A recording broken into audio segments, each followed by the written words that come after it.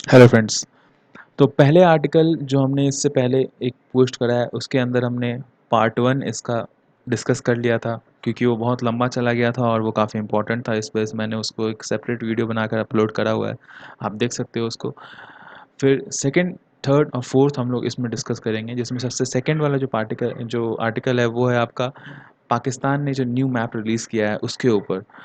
और third article है हमारा ह्यूमैनिटेरियन क्राइसिस, तो माइग्रेंट्स की वजह से जो जॉब लॉस हुआ है हमारे देश के अंदर में, और उनको जितनी क्राइसिस हुई है अभी फ़िलहाल उसके बारे में चर्चा नहीं हो रहा है मेन मीडिया में। लेकिन उसका मतलब ये नहीं कि जो क्राइसिस है वो उनका टल गया। वो आज भी बहुत लोग जो है वो सीवियर हंगर और फिर मास अनएम्प्लॉयमेंट से जूझ रहे हैं। उसके ऊपर ये आर्टिकल है। सोशियोलॉजी अगर आपका सिलेबस है तो रिलेटेड हो जाता है, और जीएस पेपर 1 और 2 से भी ये रिलेट कर सकते हो। फोर्थ आर्टिकल है हमारा स्ट्रेट इनटू ट्रबल्ड वाटर। ये भी इंडिया एंड नेबरहुड रिलेशनशिप्स के ऊपर में है। जैसे इंडिया और पाकिस्तान के बीच में जो मछुआरे हैं, दोनों तो कंट्री में एक दूसरे के बंद हैं, वो सिटीजन्स, और उसके ऊपर में जो है सुनवाई अभी बहुत मुश्किल है। तो जितने भी हम आर्टिकल डिस्कस करते हैं वो आप टेलीग्राम ऐप के अंदर सर्च बार में जा करके द हिंदू 365 अगर आप टाइप करोगे तो आपको gkmonk.com सजेस्ट होगा, और इसमें जा करके आप सारे पीडीएफ डाउनलोड कर सकते हो। आज से हम लोग gkmonk.com जो वेबसाइट है उसके ऊपर में भी इसके शॉर्ट शॉर्ट नोट्स जो हैं एडिटोरियल्स के, जो पीडीएफ भेजते हैं हम लोग, उससे अलग शॉर्ट नोट्स हर एक आर्टिकल के एडिटोरियल वाइज अब हम उसमें डालना शुरू करेंगे। शाम तक आपको उसमें मिल जाएगा, अभी फ़िलहाल उसमें हो सकता है ना मिले, तो आप वहाँ से जा करके अपना रिवीजन कर सकते हो, क्विक रिवीजन। तो पहला आर्टिकल हमने डिस्कस कर लिया था, अब हम लोग आते हैं सेकंड आर्टिकल पे। अभी देखिए सेकंड आर्टिकल जो है वो पाकिस्तान के न्यू मैप के ऊपर में। ये India and neighbourhood relation GS paper 2 से आप इसको कनेक्ट कर सकते हो। इसमें ये कहता है कि देखिए इंडिया ने जो नवंबर के टाइम पे एक मैप रिलीज़ किया था, उसके बाद से चाइना ने जो एग्रेशन दिखाया है बॉर्डर के ऊपर, उसके बाद फिर लीपू लेक वाला मुद्दा है, नेपाल के साथ में भी शुरू हो गया हमारा उसी वाले मैप के बाद। और अब चाइना ने अपना नया मैप जारी किया है, जिसके सॉरी पाकिस्तान ने जारी किया है, जिसके अंदर में उसने जो पुराने हमारे जो बीच में जितने भी बातचीत हुई थी बॉर्डर्स को लेकर के, उन सब को एक मत करते हुए उसने क्लेम्स जताया है जम्मू कश्मीर के सियाचिन में और सर क्रीक एरिया में। इसके अलावा वो न्यू क्लेम जूनागढ़ के ऊपर में बताता है।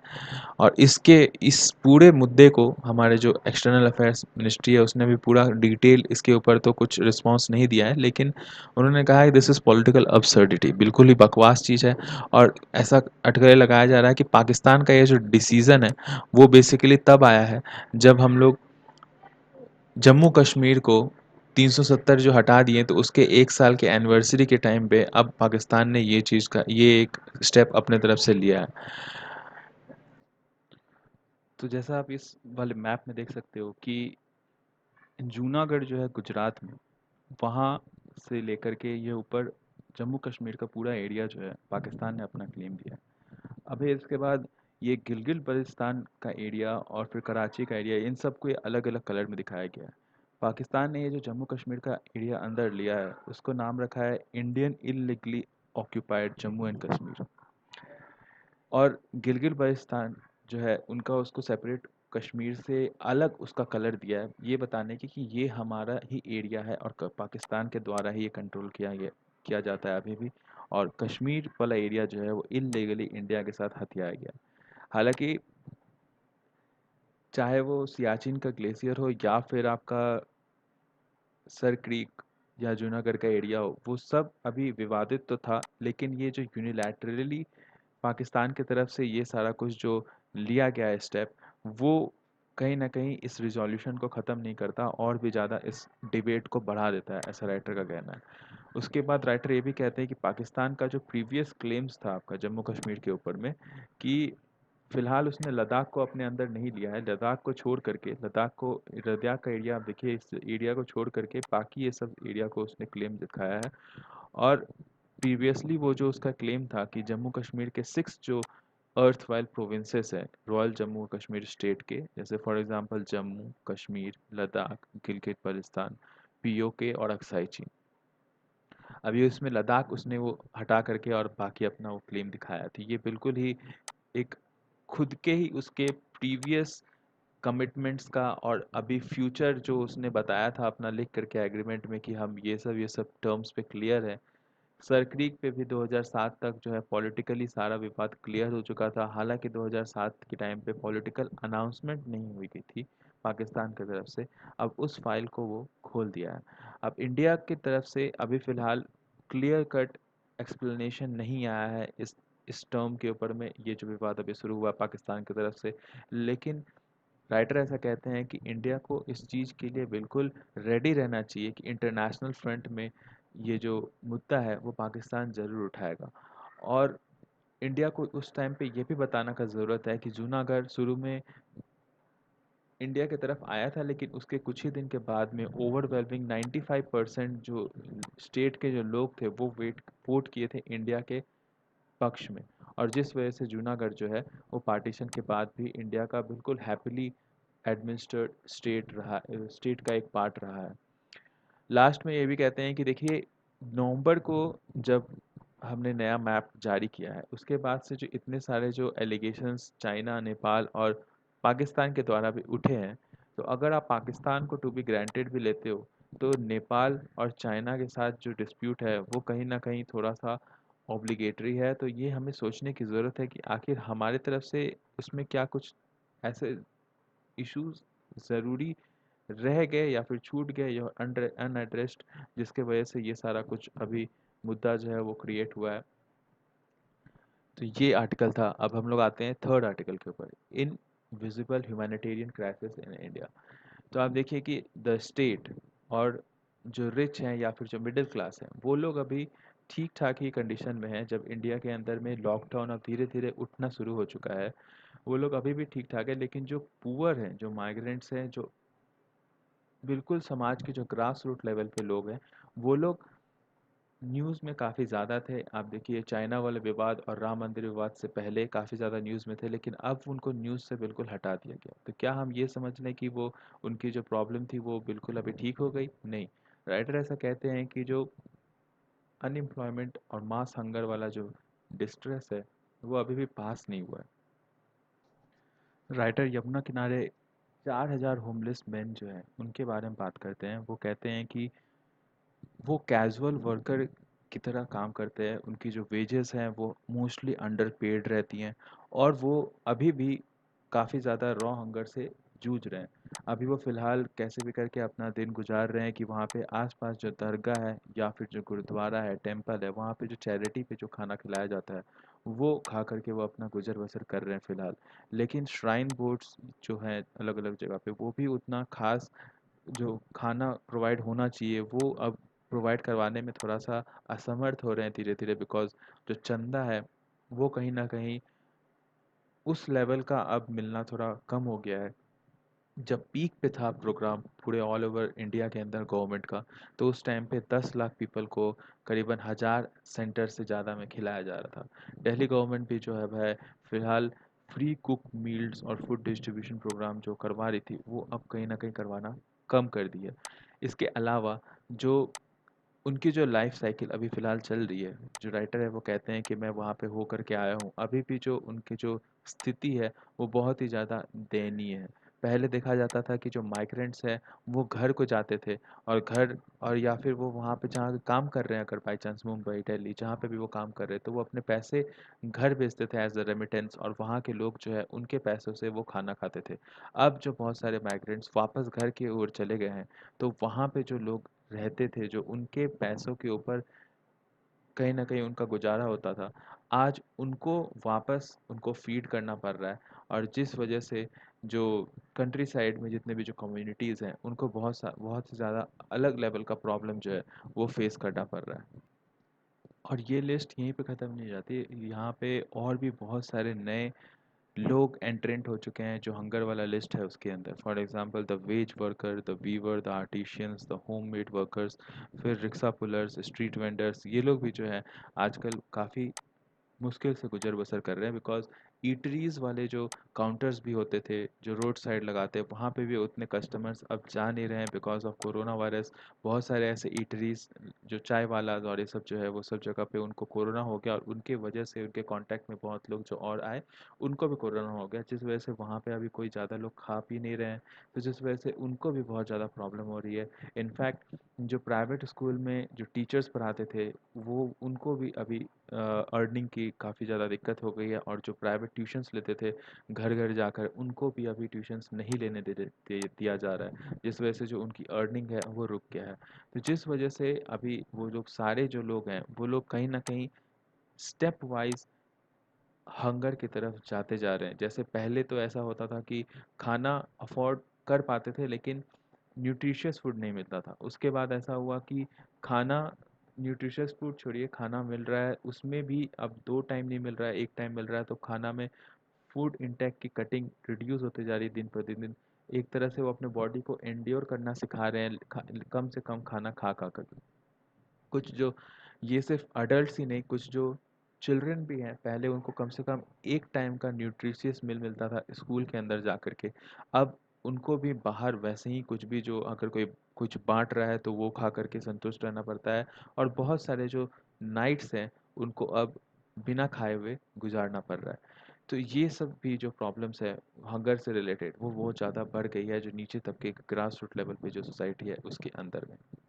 पॉलिसी फ्रेमवर्क में भी जो है कि बिल्कुल इरेगुलरिटीज़ आई है, बिकॉज़ ऐसे रिपोर्ट्स हैं यूनाइटेड नेशंस के, उसके अंदर कहा गया है ऐसा कि 400 मिलियन से ज़्यादा जो न्यू वर्कर्स हैं वो अब एक्सट्रीम पॉवर्टी की तरफ गिरते जा रहे हैं। एक्सट्रीम पॉवर्टी मतलब less than 1.90 dollars a day. और ग्लोबल पॉवर्टी जो एक मास था पहले, जो वो अफ्रीका में था, वो अब धीरे धीरे स्लाइड होकर के और साउथ ईस्ट एशिया और साउथ एशिया के तरफ बढ़ता जा रहा है। और ये फिलहाल जाने वाला नहीं है। अभी जैसे प्री कंडीशंस और पोस्ट अभी जो एक्शंस हैं गवर्नमेंट के द्वारा और बाकी संस्थाओं के द्वारा, तो ये चीज़ अभी फिलहाल कुछ साल तक रहेगा, ऐसा कहना है UN special rapporteur on extreme poverty and human rights Philip Alston का। वो कहते हैं वो पहले भी बहुत सारे गवर्नमेंट्स के जो एक्शंस हैं उनके प्रति क्रिटिकल रहे हैं। उनका ऐसा कहना है कि गवर्नमेंट कभी एक्नॉलेज नहीं करती है कि वो पॉवर्टी के लिए काम कर रही नहीं कर रही है। उनको एंड पॉवर्टी की तरफ काम करना है लेकिन वो काम नहीं करती है, वो कभी ये चीज़ को एक्नॉलेज नहीं करती है। लेकिन थैंक्स टू पैंडमिक की ये चीज़ आने से क्लियर जो गवर्नमेंट है उसको दुनिया ने देख लिया कि कैसे कितना जल्दी ये सारा कुछ जो है वो इतना जल्दी जल्दी बढ़ने लग गया। मतलब ये साफ था, जो डबल जो हो गया नंबर एग्जिस्टिंग पॉवर्टी लेवल का, वो साफ था कि बहुत सारे जो लोग हैं वो बिल्कुल आपके या तो मार्जिन पे थे या फिर मार्जिन के बिल्कुल नीचे थे। और उस वजह से वो लोग जो मार्जिन के ऊपर रिलाई कर रहे थे, वो मार्जिन जैसे ही अभी हल्का सा उसमें वाइब्रेशन आया, वो सारे लोग मार्जिन के नीचे गिर गए और अभी वो एक्सट्रीम पॉवर्टी झेल रहे हैं। इसके अलावा जो राइटर हैं इस आर्टिकल के, वो भी बोलते हैं कि ये सही बोल रहे हैं, बिकॉज़ देखिए गवर्नमेंट हमारे इंडिया में भी दो फ्रंट पे बहुत ज़्यादा फिसड्डी साबित हुई। पहला फ्रंट ये कि गवर्नमेंट ने कभी भी एक्नॉलेज नहीं किया कि ये क्राइसिस की जो डेप्थ है वो कितनी ज़्यादा है, जहाँ पे लाइवलीहुड की जो कमी है वो कितनी ज़्यादा अफेक्ट करेगी। इनफैक्ट एमएसएमई को रिवाइव करने के लिए, इकोनॉमी को रिवाइव करने के लिए एमएसएमई सेक्टर्स को रिवाइव करना बहुत ज़रूरी था। तो जब मार्केट में आपकी ना डिमांड है और ना ही उस डिमांड को क्रिएट करने के लिए जो एमएसएमई है उनके पास कुछ भी ऐसा साधन है, तो उस टाइम पे आपको फिजिकल ट्रांसफ़र करना चाहिए था, जैसे चाइना ने किया है। वहाँ पे प्रीपेड ट्रांसफ़र्स हुए थे, हमने पहले भी डिस्कस करा है, 2 वीक पहले हो गया। तो वो वहाँ पे किस प्रकार से अभी 3.2 बाउंस बैक किया है, वी कर्व वहाँ के इकोनॉमी में देखा जा रहा है। वो फिर से अब वापस अपना जो है उसकी तरफ वो बढ़ रहे हैं। लेकिन इंडिया के अंदर नहीं हुआ। इंडिया के अंदर क्या क्रेडिट रेटिंग, लोन लेने को कहा गया। अब उस वजह से सब लोग लोन के लिए रेडी नहीं हो पा रहे हैं, जितने भी एमएसएमईज़ हैं ये सब भी। हालाँकि इसके अंदर कोलैटरल नहीं माँगा जा रहा है, लेकिन फिर भी फ्यूचर प्रोस्पेक्टिव्स और मार्केट कंडीशन देखते हुए लोग उतने ज़्यादा लोन ले नहीं रहे हैं। सेकंड पॉइंट क्या बताते हैं राइटर, वो कहते हैं कि देखिए गवर्नमेंट वर्कर्स के लिए भी उतना कुछ खास की नहीं। एक फॉर एग्जांपल जो नॉन एग्रीकल्चर वर्कर्स हैं उनको लेबर डिपार्टमेंट में सोशल सिक्योरिटी पहले भी नहीं था, और इस सोशल सिक्योरिटी वाला सिनेरियो को और भी बद से बदतर तब कर दिया गया जब पैंडेमिक का हवाला लेकर के वर्किंग आवर्स को 12 घंटे तक का बढ़ाने का फैसला लिया गया बहुत सारे स्टेट के द्वारा। इनफैक्ट वर्कर्स की जो मूवमेंट हो रही थी अक्रॉस द बॉर्डर, उनको भी रेगुलेट करने के लिए बहुत सारे स्टेट्स ने स्टेप्स उठाने की कोशिश करी है। तो ये कहीं न कहीं वर्कर्स की जो स्थिति है वो बताती है स्टेट के अंदर कि आप किस प्रकार से अपने वर्कर्स को, अपने एमएसएमईज़ को, इन सबको आप बचाने की कोशिश कर रहे हो, या फिर आपके पास कोई एक ऐसी पॉलिसी है जो कि आप जिसके थ्रू आप इन सब चीज़ को बचा सकते हो? लास्ट में राइटर ये कहते हैं कि देखिए, अब ये सब जो सीन हुआ है, इसके पहले ही सीन कोविड-19 स्टार्ट होने से पहले 2019 का जो रिपोर्ट आया था, ग्लोबल हंगर रिपोर्ट, उसमें इंडिया नेपाल, पाकिस्तान, बांग्लादेश से भी नीचे था। 102 रैंक आई थी हमारी ग्लोबल हंगर रिपोर्ट के अंदर में। अब उसके बाद ये जो क्राइसिस आ गया है, तो ये कब ख़त्म होगा और कैसे इसके ऊपर हाथ लगेगा, ये चीज़ अभी बिल्कुल इनकी पॉलिसीज़ से अभी फ़िलहाल क्लियर नहीं होता है। और ओवरनाइट सप्लाइज़ तो ये बढ़ा नहीं सकते हैं। इनफैक्ट बहुत सारे जो सप्लाइज़ जा रहे थे, वो भी कहीं न कहीं वो फँसे हुए हैं, वो हॉल्ट कर रहे हैं। बिकॉज़ अब धीरे-धीरे जो है स्टेट के पास भी फंड और जो रसद सामान है वो कम होता जा रहा है। इसके अलावा ये कहते हैं कि मिडिल क्लास जो लोग हैं इंडिया के अंदर, वो भी, और मीडिया जो है वो भी कुछ कम नहीं है। बिकॉज़ अभी इतना ज़्यादा प्रॉब्लम था, उसके बावजूद वो प्राइवेट एयरक्राफ्ट, डिफेंस इक्विपमेंट और आपका अलग-अलग तरीके के, जैसे राम मंदिर के ऊपर में ये सब डिस्कशन चल रही है। उनको चाहिए कि गवर्नमेंट के ऊपर दबाव बनाए, सोशल सिक्योरिटी और इंश्योर करवाए इंडिया के अंदर में जो लोग हैं उनको ये सब चीज़ जल्दी से जल्दी मिले, और ये सब हम लोग क्राइसिस के अंदर से हम लोग जल्दी से जल्दी निकल पाएँ। बिकॉज़ अभी फ़िलहाल उनके लिए रिलायबल एक्सेस टू केयर, या फिर कहीं पब्लिक हेल्थ केयर सिस्टम के अंदर, या फिर कब तक उनको खाना मिलेगा, नहीं मिलेगा, इसका कुछ भी अभी क्लैरिटी नहीं है। और इस सब के ऊपर में इंडिया को ध्यान देना चाहिए, सिवाय उसके कि डिमोलिशन ऑफ मॉस्क का कितना साल हो गया, या फिर और भी जो बहुत सारे राम मंदिर और ये सब के जो एजेंडाज़ हैं, उन सब चीज़ को छोड़ते हुए। बिकॉज़ अभी मिलियंस जो हैं वो हंगर और इंटेंस पॉवर्टी के अंदर चले गए हैं, और ये जो अभी जो फ़िलहाल सिनेरियो है, वो करीब-करीब हाफ अ सेंचुरी के बाद इंडिया को झेलना पड़ रहा है।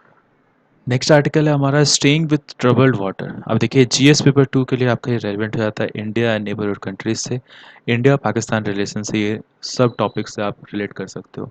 अब देखिए, इंडिया और पाकिस्तान के बीच में जो गुजरात वाला जो रीजन है, उस जगह पे जब फिशेस पकड़ने के लिए जाते हैं, आपको पता होगा कि गुजरात रीजन का जो नीचे जो सी फ्लोर है वो काफ़ी ऊपर है, और उस वजह से वहाँ पे आसपास में जो फिशेस हैं वो मिलती नहीं है, तो जिस वजह से जो फिशरमैन है उनको थोड़ा-सा और आगे जाना पड़ता है, और वो कभी-कभी ऐसा होता है कि उन्हें पता नहीं चलता है कि वो कब, जो रात को या फिर किसी तूफ़ान के टाइम पे कभी भी वो लाइन ऑफ एक्शन जो कंट्रोल है वो क्रॉस कर जाते हैं पानी के अंदर में।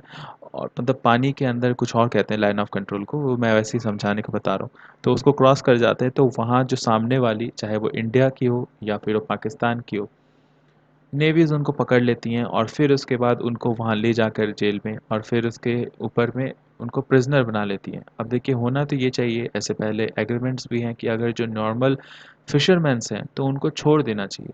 लेकिन दोनों ही कंट्री में जो गुप्तचर हैं उनका खतरा रहता है, जिस वजह से वो लोग काफ़ी एहतियात बरतते हैं, और जिस वजह से जो नॉर्मल लोग भी हैं, जो निर्दोष लोग हैं, वो भी इसके अंदर पिस जाते हैं।